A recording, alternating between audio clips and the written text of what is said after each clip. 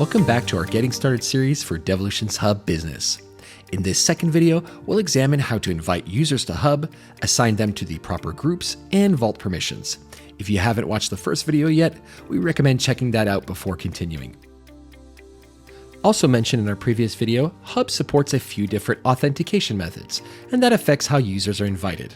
In this video, our users will sign in using a Devolutions account, but if you plan to use single sign-on or the Hub encryption service, be sure to review the documentation first. Those setups require some configuration before you invite users.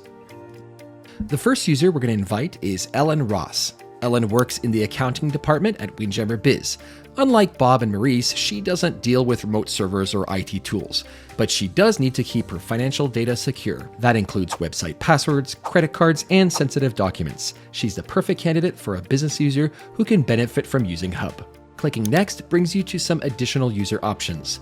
You can choose to uncheck is enabled if you want to create the account now, but delay giving them access to the Hub.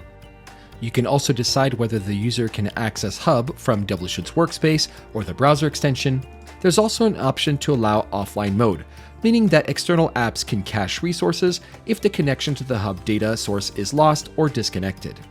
Finally, you can choose whether they can send secure messages within the Hub and whether they should be provided with a user vault for their personal entries. Next, we'll assign Ellen to the proper user group. First, we'll select Windjammer employees.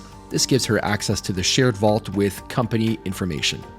Since she doesn't need to access remote endpoints, we will not add her to the technician group. Once the invitation is sent, Ellen will receive a welcome email with the link to the Hub. Now, if you want to invite multiple users who share the same user groups, say an entire department, you can do so by separating each email with a comma or semicolon. We can then set the specific access options for these users and assign them to the proper user groups as we did earlier. Devolutions Hub will then generate a summary report showing which invites were sent successfully. Once all the invites are sent, each user will receive an email with a direct link to the Hub.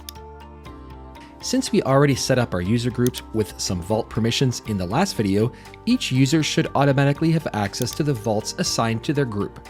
For example, the Windjammer Service Desk Vault is only accessible to members of the Technicians user group as well as the administrators. But as we all know, real-world scenarios can vary, and sometimes users need more specific access. So now's a good time to grant explicit permissions to individual users. Let's head into the Administration Vault and assign Ellen, our HR and accounting staff member, the access that she needs to get started. In the Security tab, we'll select the appropriate role for her. In this case, we'll go with the contributor role.